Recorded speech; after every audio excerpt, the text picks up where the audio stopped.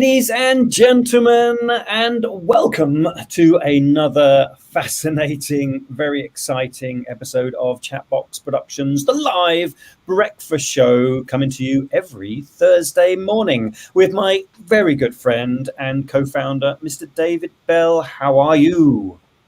Good morning, everybody. Doing well, Nick. The sun is shining. The sky is blue. $1 million this week, Nick. It's been a great week. We've been super busy. And of course, we've got a fantastic show lined up this morning. Some great guests coming on. We're talking about cyber security and how to protect yourself in a digital world. And also sustainability. Is your business sustainable? Are you helping yourself and helping the others around you, keeping things green, but keeping things lean as well? So two great guests coming on the show and sharing their top tips, their stories, their messages. And I'm looking really forward to that. And our first guest will be joining us in about 10 minutes time. That's very slick, mate. That's very slick. For an unscripted show, that's a very, very slick intro. I'm excited. And I'm intrigued. And what a week. As you said, $1 million. Man, that sounds like a great week. A brilliant week. I look forward to hearing about that. Busy for you, busy everywhere, it seems. Things are ramping up. It's getting a bit more exciting, feeling a bit freer. Still, as I'm told, still to be cautious, but getting there. Yes, that's a good question, Nick. How is lockdown, since Freedom Day has come and now gone? Has that made a difference to your life? Has it made a difference to your business? Are you seeing increased trade? Are things adapting and changing? Or is it kind of business as usual? Things haven't really changed. Be really interested to know. Pop it in the chat box. Just a bit like Donna's done here this morning. Morning, Donna. Donna's saying there, she's on Facebook joining us, listening live. Of course, we are streaming to Facebook, YouTube and LinkedIn Live as well. So if you're watching on any of those three channels, do give us a shout out, say hello, and we'll give you a mention on the show as well. What more can we do? Let us know. What is it you want to share with the world? Maybe you want to come and join us on the show. You're more than welcome. All you got to do is pop us an email, tweet, or send us a message on one of the channels and tell us what you do, why you do it. And love to get you here and have a conversation with you. It is, after all, the home of conversation, mate. It's the future, our future, everybody's future hinges on great conversations, and the more the merrier. So the whole idea, the whole ethos of the show is get involved, make it interactive. Tell us what you think. Tell us what you're up to. Put comments in the various different chat boxes that you have access to, and we'll throw the comments. Hopefully, we'll throw the comments on the screen. Even if they're inappropriate, I say, put them on the screen. Let's hear what people are thinking.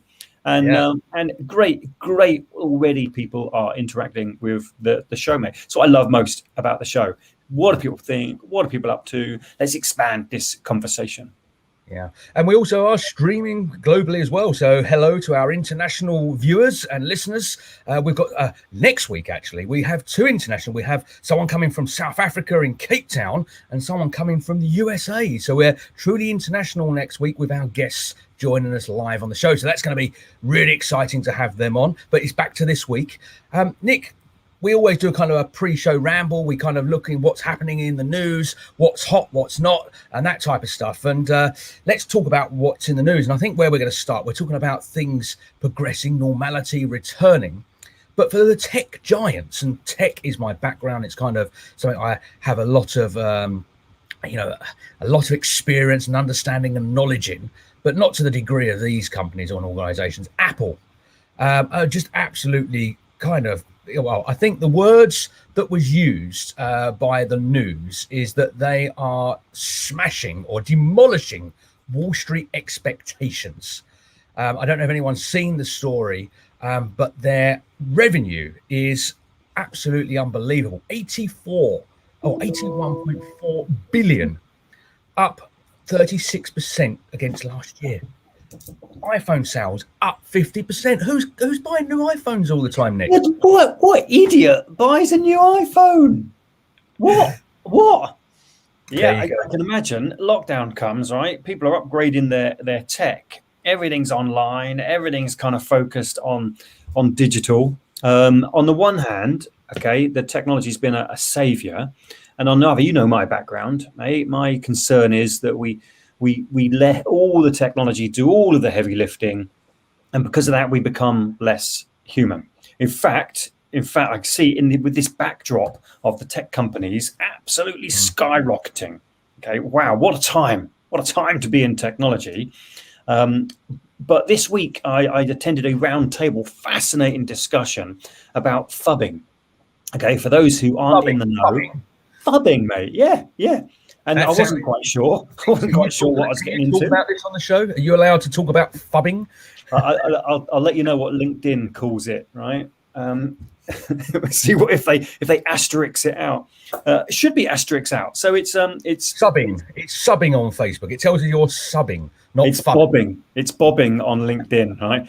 See, the world are fighting. They won't talk about it. So a little bit like snubbing, but done with your digital devices. We're having a conversation, and then the person you talk to drifts away because they've got a notification or something in theory more important than your conversation. Fascinating discussion about how do we combat the tech coming into the zone where it perhaps shouldn't make prevalence. And it really interesting, and hopefully we'll get people on the show who are on that round table to carry that discussion on further. So tech, brilliant, lifesaver, right? Got us out of trouble during lockdown. Is it also getting in the way?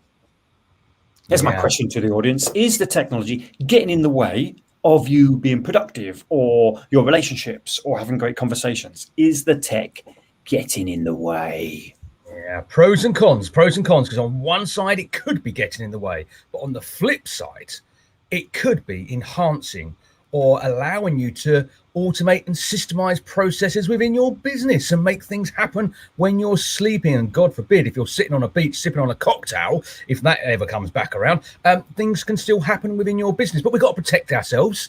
We've got to make sure we are secure. And that's where our next guest, who will be joining us very shortly, we'll be talking about that. How do we protect ourselves in the new age, in the digital revolution?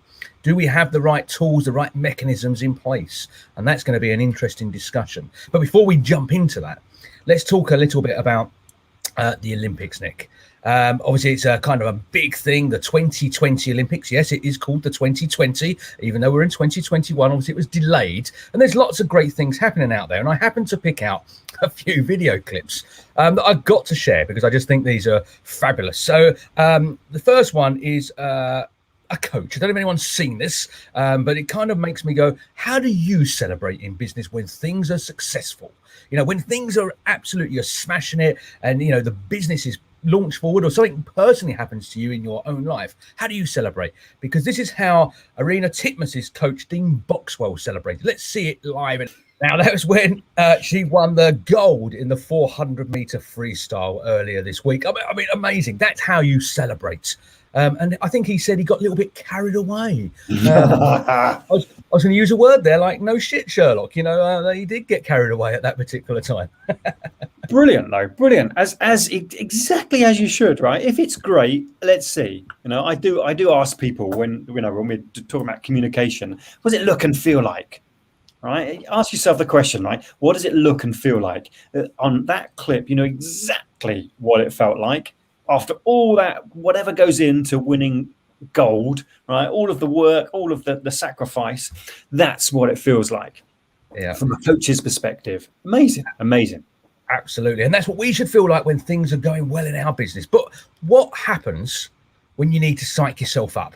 Another clip coming up here. What happens when you're preparing, maybe you're going in for that kill, you're going to that meeting where you're going to be pitching your business for investment or going to win that huge sale? How do you psych yourself up and get your coach pre going onto the floor to fight?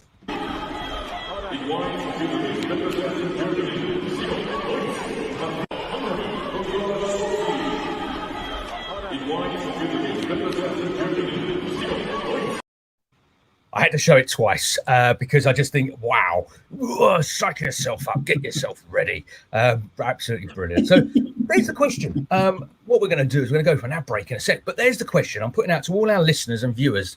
How do you prepare and get yourself ready in business for that big sale, that big opportunity?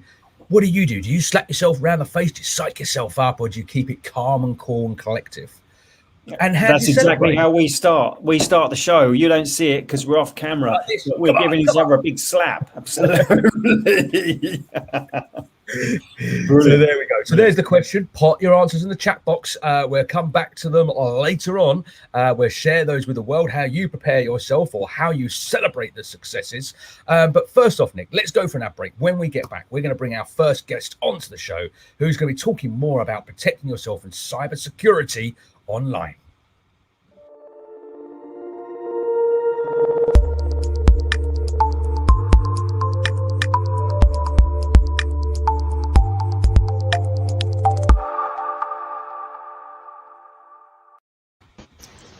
And yes, welcome to the show. Our first guest this morning, Francis West. Good morning, Francis. Westek Security Anywhere. Well, everywhere, actually. Security everywhere. Let's get it right. Pronunciations and words in right places make a big thing. Good morning, Francis. How are you doing? Good morning, David. Good morning, Nick. Very nice for you to have me on the show today. I always look forward to these, and I've enjoyed your first 10 minutes already. That guy celebrating is just awesome. I saw that earlier in the week, and I just think it's absolutely, I do this with my team every day. I say, what can we celebrate? What can we celebrate? Because every day is a wonderful day. Yeah, we've been psyching up, getting psyched up. So what have you, actually, before we carry on, Francis, to find out more about you and the business, what have you been celebrating this week? Have there been any good celebrations carried out this week? Yeah, I mean, we've protected 6 more clients, which is good. That for me is every time celebration, because most people come to us after they've suffered a cyber attack, and the clever ones come to us before they have a cyber attack, which means, I always congratulate them. They say, what do you mean? I say, but you took action before you get done, and that takes a leader. And I celebrate people that think forward, because not only are they protecting their own data, they should go and sing from the rooftops to tell their clients that, listen, they now have the best security in place that money can buy, because they're protecting their clients' data. And that to me is worth celebrating every day. Now, so this, I'm fascinated, Francis. I've known you a while, and I'm continually fascinated in a world where more and more, I remember a time before cybercrime was even a thing, right? It was probably going on, but us general public wouldn't have heard about it. Now it's in the news far too regularly, and we only hear about it when it's big organizations. Half of America can't go online and stuff like that. But it's a massive in our digital world threat for everyone. Is that true? Should I be petrified, or is it blown out of proportion? I tell you, Nick, I've been in the game for 30 years now, always providing IT support. And the last 3 years, we decided to major on cybersecurity, and I'll tell you why. And especially the last 12 months, I can only describe as what I've seen as a tsunami of cyber attacks on businesses and people, and especially small businesses, because the big boys have got teams in place and they're supposed to know what they do. That's debatable. But the small businesses and all the home workers now since COVID, if I tell you that scams have increased by 660% since last March, and cyber ransom attacks have increased by 387% in the last 12 months. In all my years, I've never, ever seen anything like it. So the answer is yes, you should be very concerned, because I think there's so many similarities to COVID. It comes and takes you out when you the least expected, because you don't have your double jabs. Yeah, I kind of actually matching up those statistics that you're talking about with Apple's turnover and profits. Apple's turnover and profits we were talking about earlier at the start of the show have gone like that, and of course probably the cyber has kind of matched that. It's not only because of that, but obviously there's a lot more hardware sales, and as Nick said, people are using their equipment a lot more, working from home, they're online a lot more, they're more digitally connected, on the move, as well as when they're in their office or home base. So we are going to see an increase in these ransomware attacks and attacks. But what I think is quite interesting is that cybercrime now is probably the biggest part of crime on a global basis, because people can sit probably pretty much protected. Is that fair to say? The hacker can sit somewhere unknown to anybody and bounce themselves all around, around the world before they make that attack. And if they get caught, i.e. caught out, it's unlikely they're going to actually physically get caught, found out. Would that be kind of a good analogy? 100% there. And again, I work with all the regional police centers, of which one you sit on some of the same panels as me, and you've seen this. But the latest stats we've seen is that in the UK alone, 27 billion pounds have been lost, like the profits of Apple has been lost in 1 year through cyber-related crime in the UK alone. Never mind the rest of the world, in the UK. So if you put all the other crimes together in the UK, it's less than cybercrime. Now, working closely with Hertfordshire, Bedfordshire, and Cambridgeshire cyber police, they will not even investigate any loss under £10,000. So most of these crimes get away. However, here comes the good news, which I don't know if you know this, but due to all the different agencies in the UK, they are stopping something like 67% of attacks every day, which I think is phenomenal. So a third is still getting through, and the third still equals to 27 billion pounds. And it's not just numbers, right? It's not just money, is it? Like all scams, okay? The effect, I do work with the Trading Standards scams team, and the stats, when someone gets scammed, let's say a pensioner loses a small fortune because they got a doorstep kind of scam, or a business loses a massive chunk of revenue because they got cyber attacked. The effect, devastating on the business, but also on the person, right? These aren't victimless crimes, right? These are very, very victim-orientated crimes. Can I tell you a quick story of a recent case? A dad phones me up. He runs a small estate agency firm, and he said, "Francis, I've been watching all your LinkedIn stuff you've been recommending." This is the beginning of July. He said to me, "My son thinks that he's been hacked and scammed, and he's gone completely mad. His son is 21. He lives with him at home." Anyway, cut a long story short, they had to section the son because he was so off the scale, thinking that he was going mad. So he said, "Can you help?" I said, "Of course." So we installed our security solution, all the computers at the office and at home. And within the first 17 minutes, we found keyloggers, we found file sharing software. The data was streaming out of those computers, completely undetected. So we cleaned everything up. And here comes the nice part of the story. The son, let's call him James, he phoned me last Monday and says, "Francis, thanks to you, number one, you've confirmed that what I've always been thinking. And number two, for the first time in my life in 21 years, I feel I can click on anything and you will catch me if you can." And that to me is priceless. So children, especially, you were going to ask me later about tip. So many people working from home now, and they're connecting to the same wireless network as their son, their daughter, their partner. So if any of those machines get infected, that infection will simply spread to the other machine, and then worse, they take the laptop back to the office and infect everybody at the office because they don't have the right training in place, they don't have the right security solutions in place, and then they wonder why they get done. You mentioned Catch Me If You Can just a second ago. Yeah. You've got a book there, and you highly recommend this book. You've already recommended it to me this morning. Said, "David, have a read of this," and I've made a note of it here. Tell us a little bit more about this book and how it might help people. Yeah, let me tell you. Let's be honest, it's not your book. Nick, we know Nick has a book that he's going to show us now. Look, there it is. There you go. We're not in zombies. Yeah, we're not authors, but this is a really good top recommendation for a book. Absolutely, I can't recommend. So this guy is my hero. I don't know if you remember the movie Catch Me If You Can was made about him, and he's now written a book. And the whole idea is it's called Scam Me If You Can. You can download it from Amazon or buy the book. And it's all about how to, especially older people. You see, younger people get done, older people get done. But the thing is, older people do not have the time to make the money back that they've lost. And that's why I recommend to everybody, please buy this book, read it first, then give it to your uncle, your auntie, your brother, your sister, your mother, your grandfather. Let them read this book, because if they read this book, their chance of getting scammed drops by probably 95%. Wow. The best money you'll ever spend. There you go. But if we haven't got the book, right, Francis, we come to you, surely. Well, what do we do? I'm concerned, right? I'm concerned. Working from home, run business or more than one. on the same wireless networks as the kids use. They're online all the time. And God knows what they're up to. What do we do? What do we do, mate? Well, let me give you a quick top tip then. It's free, believe it or not. The simple thing you do when you're working from home is set up a separate Wi-Fi network.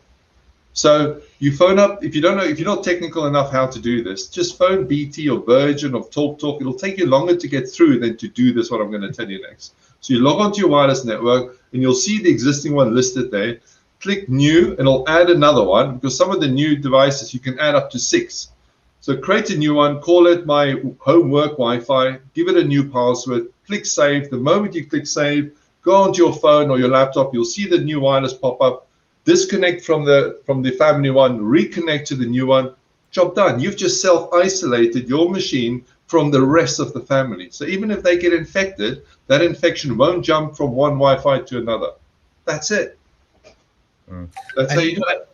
What about VPN? So virtual private networks, VPN, would you be recommending them to protect yourself? Certainly when you're out and about on the roads, maybe using, well, firstly, not using hotspots. I'll tell you a story actually about hotspots. And in my previous role, we got involved heavily with communications, wireless networks, connectivity. And we did a demo once. And it goes a little bit like this. At a conference, okay, we've got lots of people there, and we took along an access point. So that's a wireless access point like you have at home. And we named it the Wi-Fi network you're talking about, Francis. We called it Free Public Wi-Fi. Okay, nice and easy, nice and simple. There we go. That's a way of, generating a Wi-Fi network, small, in your pocket. You can do this in a coffee shop, anywhere. And you'll be shocked the amount of people that connect. No username or password required. You jump on it, free public Wi-Fi. We come across them everywhere we go. Now, we were the man in the middle. So what was happening? All traffic was passing through our managed access point. From there, we could basically interrogate all that data, look at usernames, passwords, what information was being shared. Very quick, very simple. Downloading a tool, I'm not going to mention it, that's available just by Googling it and downloading it from the internet for free as well. And once you've got that information, of course, you've got bank passwords, usernames, etc. Now, what we did is we said to people, how many people are using our free Wi-Fi here today? Hands all went up in the air. You'd be quite shocked. Great, guys. So is Bob Martin in the audience here today? And Bob kind of puts his hand up. Bob, does your password start with a D and end with a 1, for example? Yeah. So the point was, be very careful when you're out and about. But VPN, would you recommend it, Francis, to give an added? First of all, how do we protect ourselves from people like David, Francis? Yeah. Well, I'm going to tell you. Don't worry. I'm no hacker. I'm showing something very easy that anybody could do with a little bit of technical knowledge. The point is, the really advanced, clever individuals who really want your data, are not going to ask you the question, is Bob Martin here today? They're just going to swipe that data and use it. Well, David, you mentioned about all these other devices earlier as well, and mobile devices. Do you know, if a party trick I always tell people to do is when you go and visit someone, or even somebody's office, go too far on your phone, open up an email or something you don't mind sharing, go file print and see all the printers that are listed. Yeah. And if you can print to somebody's printer at home or your next door neighbor's printer, you can hack into the entire network like that. So 30,800 new Internet of Things are being added to the internet every hour. And most of these devices are still running admin password, admin no password, which if you're brave enough, go to showdown.io, you can see baby alarms, you can see people's CCTV, their gaming consoles publicly listed there for you to log on. Yeah. So these, we call it the attack surface. So since lockdown, the attack surface has exploded. But coming back to your question about VPNs, I think VPNs are the most dangerous things on the planet. I'll explain why, hopefully in short. Imagine you're sitting on the 2nd floor of a building and you've got, say, colleagues on the 3rd floor. What's the one thing that connects those two? I'll tell you, it's the secure ducting. The air conditioning ducting. Very hard, isn't it? Very secure. You can't get in from the side. But if somebody gets COVID on the 2nd floor and sneezes, that will just simply travel to the 3rd floor securely and take out everybody on the 3rd floor. So unless you set up a VPN that only allows the traffic through that's meant to go through, in other words, say one single application, everything. So if that laptop gets infected at home, that infection will securely be transferred down the VPN to your main office and take out every other user in the building. How is that a good idea? So my answer is, unless you have very good security running on your PC or laptop at the office, I'll be very scared of using VPNs. That's that side. Now, the other advice I will tell you about, do you know 1.1.1? No, go on, tell us about it. Ah, it's brilliant. It's a VPN solution. I'm just showing on my phone there, 1.1.1, the one there, the pretty colored one. Yep. That you can install on your mobile devices, that gives you safety of, so when you do sit in an open network, if you have to use public Wi-Fi, install this. It's free, or even if you upgrade, I think it's £4 for 5 devices. This will add another layer of security to all your mobile devices. So please, again, install this on your phone, your mother's phone, your auntie, your uncle, because at least you know that all the traffic that goes from here to there will be safe. And my other final tip for the mobile phones is to download an app called Sophos Intercept X. Brilliant. It's free. And it gives you security on your mobile devices. So, so put those two on your mobile devices and you've just made hackers and scammers' life infinitely harder. Yeah, not impossible for them, but yeah, you're right. What you've done is you've narrowed down the chances of potentially having a cyber attack. And of course, if you're just that slightly better protected than the next person, it's not an kind of suggesting protect yourself to put others in danger. But if you protect yourself, they'll probably give up on you and try somebody else. And absolutely. Everybody. They're lazy, David. They're lazy. But they use now the scary, but they're starting to use AI and bots. So they'll try thousands of machines and email addresses in a second. So if yours is only a little bit better protected than your cousin or your uncle, or they're going to go for them. Yeah. No, so my question for people every day is, why are you making it so easy for hackers and scammers? And they go, what do you mean? I said, you don't have any layers of protection in place. So don't be surprised. I'm on one hand flabbergasted, one hand petrified, and the other amazed. 3 hands today, bloody hell! Amazed. And this stuff you're talking about, this free stuff, nice, easy in theory. There's a lot of this that's way over my head, all right? And there must be a load of people sitting there at home thinking, well, I daren't turn my machine on, and unless Francis comes around to sort me out, I daren't. Right, kids, the internet is gone, right? No more internet for you. But that's why people do come to us, and we're now protecting a lot of home users. They come and we install our solution that's monitored and managed 24/7, and then their feeling safe level goes from 1 to 10, which is wonderful, because that's what we want to do. We can. The solutions are out there. People just need to make that call and actually phone people like us to sort it out. Yeah, that's it. Proactive, it's not right? Be difficult to proactive. Don't sit back and wait for bad stuff. Be proactive. That's it. Right? Take control. Prevention is better than cure. Yeah. And I think one of the big things also is, people say, okay, well, I'm not technical savvy.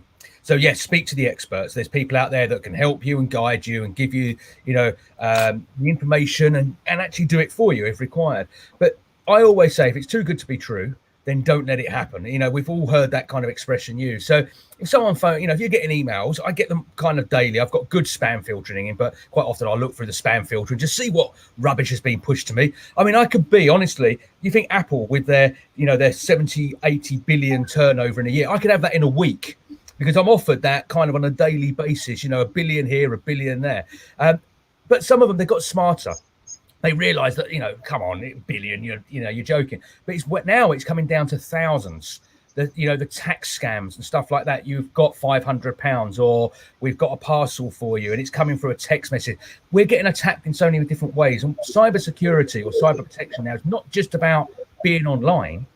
It's about protecting your identity in all digital formats. Yeah. So we've just got to be savvy. We've got to be a little bit clever. We've got to look at something and think, have I ordered a parcel? No. They want my credit card details to redeliver. Why? There's lots of things we need to just be thinking about before we kind of commit and jump into it. And I think, just going from that message you just said, we need to start educating our children from the time they can swipe left and right. And we need to educate our older families, our grandparents, and say, if you get any call, if you get anything, please phone us, first, the younger son or daughter. Just do a sanity check. And nothing is urgent on this life unless you're standing next to somebody who's just had a heart attack, who needs to go to hospital. Nothing else is urgent on this planet. So you wait, walk away. Take 10 minutes, take half an hour, take a day, and then if you want to respond. But don't feel ever pressurized to do anything that you don't need to do.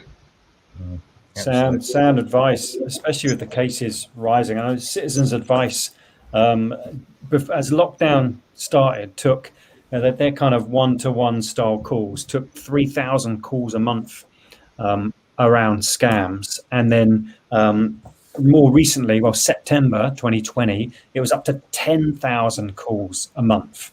All right, so just skyrocket. I'm surprised you got time to come on the show, Francis. Yeah, no, good point. I mean, that's why I was so grateful for the opportunity, because last year I did 67 presentations and talks and, podcasts like this. And I've lost count how many today, but I'm hoping that every time we do a session like this, we're helping one more person or 5 or 10 more people, because if they listen to what we're saying, take our advice, they're just making themselves unattractive. I've just put a link in the chat there. I don't know if you know that site, who-called.co.uk. Brilliant, I love it. So when you get these scam calls through, first thing you do, if you can see the number, is put it in there, because number one, you can report it, and number two, you can see how many other people have reported the same number. And then what you do, of course, then you block it and then you delete the message. And if it's a text message, please report it to spam. If you look at spam, I think it spells 7726 on your phone. If you look at your keypad, if you do, it's SPAM, the spam, it's 7726. So when you get one of those dodgy text messages, never ever forward them to your mates, please. I know you want to try and be helpful. It's a dangerous thing you can do. Rather take a screenshot and send a photo to your mates if you feel like sharing, and then report it to 7726, forward it, and then delete it, and then block the number. That's it. Yeah, great. And I was going to ask you for a top tip. We always ask our guests coming on the show, can you give us a top tip to leave us with? You've given us about 5 or 6, maybe 7 or 8 top tips throughout the last 20 minutes, Francis. And now we're getting some really good feedback. I'm going to pop it in, but David Bancroft's put some really interesting tips, Francis. Thank you, with the big emoji thumbs up. Debs has put, Francis, you are definitely making a difference. So people are agreeing with you. In fact, Debs is coming on the show next week. She's put, hi, looking forward to being on the show next Thursday. And she's coming on, a fellow South African, Francis. She's coming from Cape Town next week and coming on the show and talking about PR and marketing and how to get your business booming during, I was going to say the pandemic. We're still kind of there, but we're at the back of it now. But so we'll be hearing from a fellow South African next week.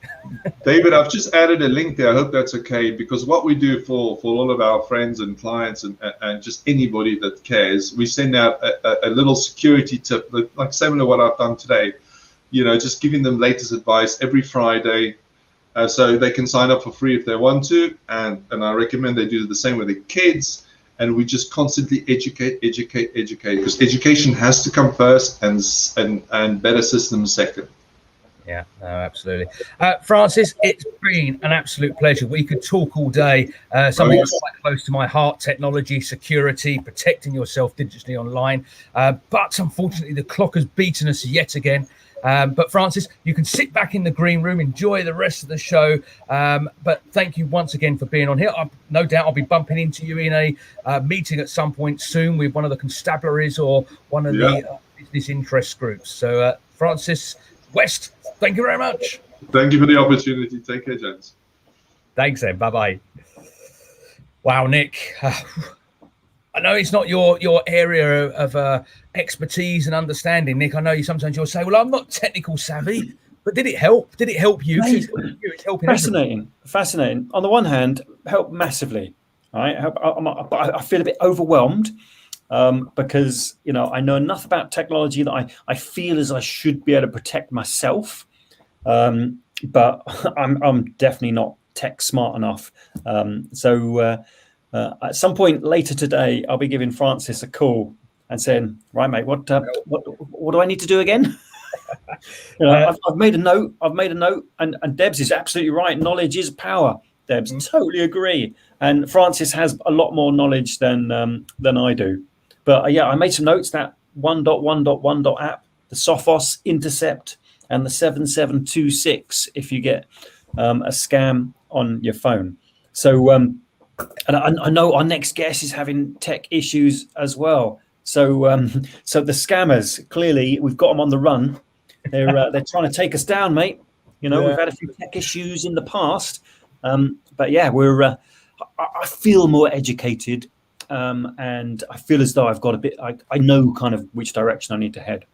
Of course, you talked about Francis mentioned about mobile devices. We were talking about Apple and having a device that at the end of the day allows us to interact and connect and do all the great things that we want to do on the move, or whilst laying in bed one night with your partner laying next to you. We're probably watching the latest videos with no sound. We're all using technology in some way, shape or form in our personal lives or in our business lives, for education, for fun, for connecting and building rapport and relationships. However, if you are worried about security on your mobile device, yes, you can get the Sophos Intercept X, and I do use that. It's a great app. Or get a VPN like Francis showed us. There's others out there. I use Nord, which I find very good. Also, if you actually want to stream, here's a top tip. If you're watching Netflix and you've got a UK Netflix account and you want a bit more, what you can do is run up a VPN and go and watch it in the US. And then you get a load more channels, a load more footage there. Of course, that's pretty breaking lots of rules and regulations, but you can do it. And that's the same with lots of other channels and stuff like that. But the tip I was going to give you, all you got to do, if you're worried about your mobile on the move being protected, is get one of these. There you go. If you have one of those, believe me, you probably won't have the problem of getting hacked. Can't tell you how reliable it will be. It's pretty more reliable in some cases. What a great show that would be, mate, if we were doing it over that technology. We can't do without it. The tech's here to stay. It just makes sense to try and keep it going. And I know our next guest, waiting very patiently in the green room, has had a few power issues. Power keeps dropping out. I suggest we get her on the show as quick as we can, mate, before the power goes again. So, everybody, ladies and gentlemen, welcome the rather wonderful Julie Winnard onto the show. Hi there. Good morning, Julie. Welcome. You're here. We saw you had some technical issues, power related, not internet related by the sounds of it, which is always dropping so quick whilst I'm here. But you're here. Don't worry if things drop off. If you do drop off, don't panic. Try and reconnect and we'll pick you back up as soon as you arrive back in the studio. So good morning and welcome. Thank you for joining us. Lovely to see you. We've got you here finally. So tell us, Julie, sustainability is one of your areas of expertise. We'll talk about some other areas that you get involved with, but tell us a little bit more about sustainability and what you're doing in the world of sustainability to help businesses and others. So I'm a freelance sustainability consultant, and that means I work with all different types of clients, usually quite small or quite big. And it could be anything from your customers have asked you something to do with sustainability and you're not even sure what the term means, and you need to find out what that means for your business. What do you need to do? It could be that the management team have decided actually they want to make their business more sustainable, so it has a better impact on the planet and on society. Or it could be, someone that's much further down the journey, that they've got something very specific. So my background is in industries like automotive. So I look at energy use by different vehicles like road fleets or rail. Or I can go through a business's data and say, well, actually, you thought your biggest problem was over here, but I've had a look and it's over here, and let's do something about that. Or it might be they want to do something as advanced as becoming carbon neutral, and it's how they would tackle that and the different things, or how they would report. So there's different industries that are regulated in different ways, but it could be anything from beginner to quite expert stuff. And I know, looking, doing a bit of research, Julie, you deal in areas, you look at opportunities for a business, but you also look at risks and potential problems that going in a sustainable way might throw up to them, which I want to talk about. And you also mention trying to avoid greenwashing, which is a term I've not heard before. What's going on with companies greenwashing? What's that? It's where you have whitewashing, where people would sort of kind of paper over their errors or kind of almost lie about, oh, well, no, we didn't do that. Greenwashing is the industry equivalent of that. So sometimes, unfortunately, companies will make claims which turn out not to be true. Now, sometimes that's because the company's deliberately done that. So think about Volkswagen and Dieselgate. So that's a case where they knowingly deceive people. Sometimes it's because the company chooses to do something green and then it goes a bit wrong because they haven't thought it through. So one of the things that I look at is the resilience of companies and their decision making. So if you choose to do something green, let's make sure that if business conditions change, which now people are much more open to the idea that business conditions can change and how really quickly, you want to make sure that your whatever it is you've chosen to do is still doing what you think it should be, that you don't end up doing something that makes things worse. And then, of course, people can say, oh, yeah, you always knew that. You never really intended to do it properly. So for most companies, it's more of a risk that you'll get accused of it when you didn't mean to, hopefully. And only a very few companies, they become quite apparent if you're working with them and they're not really meaning to do it properly. And most sustainability people walk away from that. So that's a different thing. So, yeah, it's the risk and opportunity to also about people's reputations. One of the things I have with sustainability, and I'm all up for, making the world a greener place personally, as much as I possibly can, for, recycling everything, even down to the glass and making sure it goes to the bottle bank and stuff like that, LED lighting, anything that can reduce those emissions and help us. But what I see, and hopefully you might have an answer possibly around this, but if you want to be, sustainable and greener, etc., it's a lot more expensive. If you want to, not in all cases, but in a lot of cases, even down to something really silly. If you want a toothbrush, okay, you go and buy a plastic one, it's 99p for a Colgate one. You go and buy one of the bamboo ones, it's like £6, and everything seems to be, if it's sustainable, it's more expensive. So people are not going to adopt it, are they? Or they're going to be less likely. If we make it same price or cheaper, then surely people are going to be utilising it. Often depends on the age of the innovation, whatever it is that you're buying. So if you think about things like organic food, which has a lesser impact on the environment, is better for the land. A lot of organic food, particularly basics, are priced the same as the mainstream. So there's certain supermarkets, if you go in, you'll find things like bags of carrots are exactly the same. And for businesses, if they reduce things like their energy use or waste, which is what a lot of greenness is about in industry and for then actually they will save money. And the sort of step beyond that, looking at the resilience part of things, is that if you remove a risk to your business, obviously you make your business more robust and it's easier and less effortful to run it. Sorry about that. I've got a noise on my line. I hope you haven't got that. Yeah, we can hear it, but I think it's gone. It might be Nick turning his pages. I think it could have been. Oh dear. Yeah, I've got loads of pages of questions. So because I advise businesses, what I try to do is find places where they have a big impact and they can either be cost neutral or save money, because particularly at the moment with the pandemic, there's no point. If someone has money to invest in going green for something long term, and obviously that's great, but there's the whole thing about resilience is to help people pick the things that help the planet and help the society and help them as well.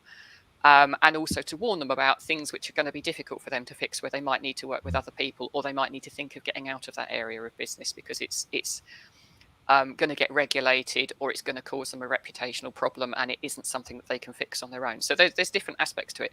But for example, things like electric vehicles, people see them as expensive. But if you do it's about between 30 and 80 miles a day, and you lease one, it breaks even because it is so cheap to put the energy in the car compared to putting expensive petrol or diesel in it.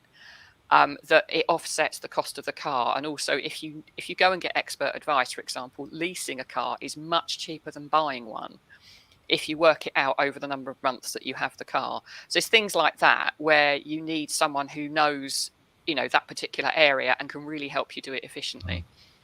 And but yeah, there are some small things like toothbrushes where it's not really ready yet, and some of those things don't work as well as the mainstream thing. And there's stuff that I'm waiting to happen, like plastic packaging, where there's some solutions, but not everything is there yet. So there's still stuff to come. It's a developing area. David, you say it's more expensive.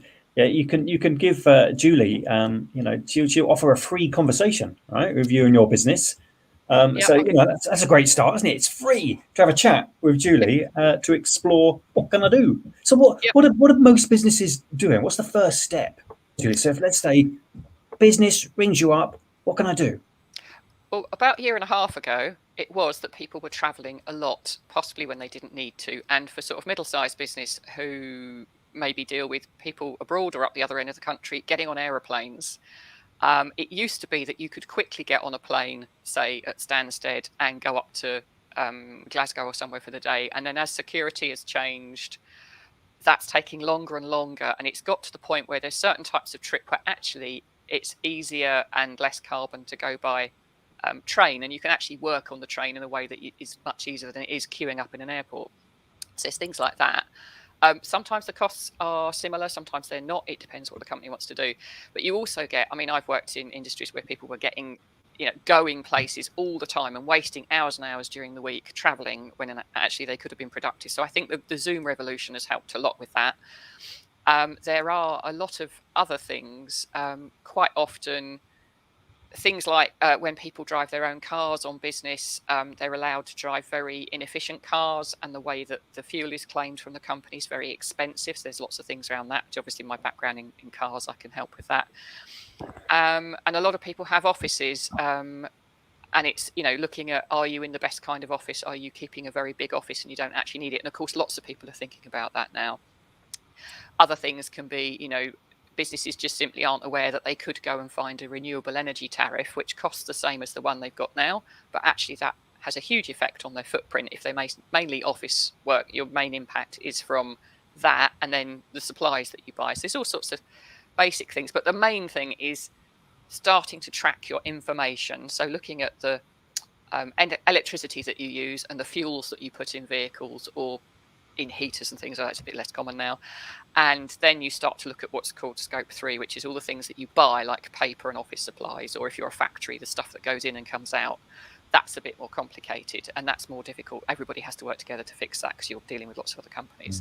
But it's typically there are certain areas where people, aren't quite as good, or they need to go and talk to the landlord. They may not, they may be in a building where there's 5 occupants and they don't know whose power consumption is which. So you could have a little office, and next to it someone running I don't know, maybe they've got a ceramics kiln or something in their bit of the building, and that's going to draw a lot of power. But if you split the bills equally, someone's getting penalised and someone else is using more power. There's all sorts of things you can look at. Yeah, and so I'm up for doing everything I can. My family are, within my businesses, etc. But you do get these scenarios. You mentioned about traveling on train versus air flights, etc. I think his name was Jordan, and actually it was cheaper for him to get on a plane, fly into Europe. I think he went into Paris or something like that, and then fly back rather than getting on a train. It was a fraction of the cost, and we all know. And look, I'm not suggesting, by the way, we should be doing this, but you can get a Ryanair flight for £5. Okay, probably actually for £1 these days at the moment. And you can jump on a plane. I can go to Scotland on a plane for £5, return. But if I want to go on a train, it's going to cost me 200 quid. And, how's sustainability ever going to work when the pricing is that far different? I think that reflects broken markets. Also, there's an issue with the carbon isn't the damage that those forms of transport do. The damage isn't priced in. So it's a little bit like the similar problem. If you buy a car, it's quite expensive and it loses a lot of its value immediately. It's called like the forecourt tax. You lose about a third of the value of the car the minute you drive it off the display area. But if you lease, it's efficient. With travel, it is tricky, and particularly the railways at the moment are in a bit of a bind because they don't have many passengers, but they still have to run services. So it'll be interesting to see what gets supported and what doesn't. It's a case of, if you're traveling less, maybe you can afford to go slightly greener. But in some cases, at the moment, for certain people, traveling in a car is a must because they don't want to travel on public transport because they're vulnerable. So it's always a balance, and you do what you can. So we try not to let the perfect be the enemy of the good. So we try and focus on the things that company can do best. But sadly, people got to start somewhere, right? Yes. And we're all kind of learning that as with the comment earlier, knowledge is power. The more we kind of know about this stuff, the more likely we are to be able to make the right kind of choices. And I'm finding as well that a lot of business people do want to do something, but they don't really know where to start. And there is a kind of, as you say, there's a perception in business that being sustainable costs, and that's not always the case. And so people kind of feel like they shouldn't do it at work or something. So sometimes it's quite powerful to be able to say to someone, actually, there is something here that you can do. Look, you could do this, and this will make a significant difference to what your organization does in terms of the planet, even if it's completely transparent in terms of what you do every day and no one would even notice, like switching to a renewable tariff or something. It would make absolutely no difference to what goes on in the office, although you can tackle that as well, but it makes quite a difference to what that organization does in the world. So, it's finding those things and helping people to do it. Yeah, but I do think, and again, I'm trying to sit on two sides of the fence here. I do think there's a lot of people that don't care. And it doesn't matter if you make it, if it's more expensive, they will make a decision based on cost. There's lots of small businesses, okay, 5.8 million SMEs in the UK that have been affected by COVID. Some have actually boomed, but the majority have felt the pinch and the pressure. So now money saving is optimal to their survival. So when you've got a difference of a £5 to 200 quid to get on a train, guys, there's I'm getting something else on my headphones. Yeah, I can't hear anything. Nothing feeding in our end at all. I can't, but Francis probably knows. It's probably being hacked, mate. That's what it is. I reckon. I'm still sitting backstage. Sorry. Yeah, I can't hear you over. I'm getting a feed from something else. Okay, try turning yourself off. We're nearly coming to the end, actually, Julie. So it might be if you can bear with us for the next 40 seconds. And then we're probably going to come to an end. So hopefully you can just battle through. But I suppose going back to my kind of original question, you might not be able to answer it. I appreciate. Maybe we have to get you back on the show to answer it another time. But, for lots of people, cost is going to be a driver. And if we can't, as a nation, as a global community, drive down the cost of sustainability, then not everyone's going to adapt it. You're not going to stop the people throwing rubbish out the window on the floor, but it happens all the time. So, we've got to look at how we can make it cost neutral to use the products and the services that are available to us. Isn't that just something that, it's going to take time to drive the cost down? Isn't it a bit easy to say it's too expensive? It's like, I'll tell you what, I won't go around the corner and buy from my local guy. What I'll do, I'll just get it on Amazon because it's cheaper, and I'll get it tomorrow. Right, which is probably true, but what happens in 6 months' time when the guy around the corner no longer exists, and the only place to go is Amazon? I think it's probably a complex issue which we haven't got time for, unfortunately. But yeah, I think cost is the first thing people will see, but I think we should look deeper. Yeah. I think, do you know what, Nick? I think it's a really good conversation, to pick up on another week. Maybe we'll do a special show or something like that about it. We'll get Julie on as well, and anybody else that can talk about sustainability, driving costs down within the business, how to survive as a small business owner versus the likes of the giants, not only Amazon, but there's many others out there. There's loads of discussion around this. I have personal opinions around the likes of Amazon and stuff like that. I use them all the time, and people say to me, David, why are you not, using your local provider? Well, I will do, but they don't have it in stock. And Amazon will deliver it same day, if not tomorrow morning. And I will support the local business. I'm a local business myself. But at the end of the day, if the local business can't compete, then obviously there's discussions and debates around why I should be using them. Julie, I don't know if you can still hear us, or we're kind of filling the gap a little bit here, So Julie, what we're going to do is we're going to say thank you very much for joining us. Apologies that we've got some feedback happening your end, but we'll get you back, Julie. I promise we'll get you back on a special show where we can talk more about sustainability and how it's affecting everybody. I'd love to do that. Sorry I can't hear you very well, but I promise I will come back and we'll do this at slightly better length. Brilliant, Julie. It's been great having you on the show. Thank you very much. Bye-bye. Thank you. So Nick, yeah, let's just, you mentioned you use Amazon. I think if we was to put it in the chat box. How many of you are using Amazon? How many of you do go and check the local store around the corner? I hear the story. I've mentioned this before on the show, Nick, where, the local retailer around the corner is moaning and whinging that the high streets are not surviving. And I get where they are coming from. But on the flip side, when you say to them, what are you doing about it? Nothing. Well, have you put your products online? Well, no. And then you kind of think, well, if you're not doing anything to help yourself, why is others going to help you? So there's all these kind of questions and things to be asked. As I say, Nick, I think it'd make a good conversation for another show. Let's get some local retailers on. A great conversation, because it irks me, of course. Like most people, I'll use a convenient source of whatever I need, but it does irk me. I'm an author. I'm not happy about the way the world of bookshops have been disrupted. I guess it's disruption, but it just leaves me a bit uncomfortable. However, just like using my blooming iPhone, right? Can't do without it, but it sometimes makes me feel uncomfortable because it gets in the way. Big discussion, I think, and definitely one for another show. Francis, I'm going to bring Francis on because he's been sitting back in the green room listening, and he's put into we have a private chat feed for those that don't know how the StreamYard studio works, where our listeners and guests in the background who are here in the studio can communicate with us. And Francis, I've got a story I need to tell you about Amazon. We've got about a minute or two, Francis. Let's bring you back in. Can you get that story in? Tell us about it. You're muted though. We just need to unmute you. Let's just click there we go. You're unmuted. This guy phones me up a couple of months ago. He says, "You won't believe it, my Amazon account got hacked." I said, "What happened?" They said, they got into my Amazon account. They ordered 3 ice cream machines. Do you know how much they were each?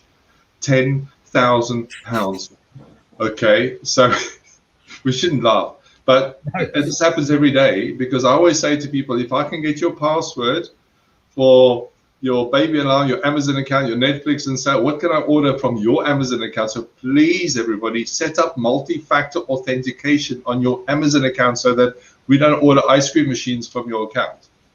Yeah, absolutely. And just touch on what 2FA or multifunction authentication is, just to tell somebody what it does. It's like in the old days, if you remember when we go into banks, you put a card in here and you type in a number, it only lasts for 30 seconds. What's happened now is you download an app called, say, Authenticator. And once you download that, you can protect all your accounts with this code. And this code only lasts for 30 seconds, which means unless somebody's standing next to me with a gun against my head, they're not going to get this code. So they can't get into my Amazon account. First, they need your username, they need your password, then they need that code that is rotating. 3 things, correct. 3 things. Yeah, changing every 30 seconds. That looked like the Microsoft Authenticator software. Yeah, you have one. I use 1Password, which has it built in as well. There's lots of different authenticators out there. But yeah, there you go. Look, another top tip from Francis there. Get yourself 2FA and make sure that you're authenticating everything you do. Thank you, Francis. Great to bring you back in. There we go. The top tips, mate, keep on coming. And the audience have given a big thumbs up to switching tariffs. That sounds like a pretty easy option. If you're on a tariff that isn't sustainable, switch tariffs. Yeah, that's a great start. What lovely conversations, mate. Despite a few technical glitches, loving the fact that we can kind of inspire people to get involved and join the conversation. Doing a lot of that at the moment. If you're on LinkedIn, hopefully you've seen some posts. Lovely Christine has a podcast series, and I'm on it. Right, it's week 1 and week 2. We're talking about technology and the zombies. This week we're talking with strangers, and next week on the show, very excited. We've got Keith, who has an amazing podcast, the Fuel Podcast. If you get a chance, listen in to Keith's Fuel Podcast before next week, because we've got loads of questions for him. No, absolutely. And if you want to get in touch with us, you can go to our website, chatboxproductions.com. And actually, if you want to come onto the show, go there and you can learn more about us. And you can also sign up to come on the show as well. Of course, the other option is you can pop us an email to hello@chatboxproductions.com. We'd love to hear what you think of the show. We'd love to hear if you want to come on the show or give us your opinions. Everyone has one of those, so why not share it with us? And we might share it with the world as well. Nick, just to wrap up, go back to the Olympics. We spoke at the beginning of the week. We said, where will the United Kingdom or Great Britain be in the medal table by the show this week today, and we had a guess. And you went, I went for 10 golds. I think you went for 13. Was it? 13 goals. Yeah, we're not quite there, but we're doing really well. So just for those that are watching the Olympics, we're on 5 golds, 7 silvers, 6 bronzes, a total of 18 medals to date, which is absolutely wonderful. I'm sure more will be added over the next few days as well. There we go. So there's an Olympic update from Dave and Nick in the studio. Well, the time's run out again, mate. Time's run out. Either we've got to stretch this show a bit longer, do more of them, or carry these conversations into possibly the late night show. Coming to a screen very soon near you. And actually, yes, we'll be launching the late night show as of next month. We'll tell you more about that next week and how you'll be able to tune in and listen to more great stories, more great conversation with Nick and I and our amazing guests. But until next week, it's Thursday, 8 o'clock in the morning for the Business Breakfast Show. Goodbye from me. And goodbye from me.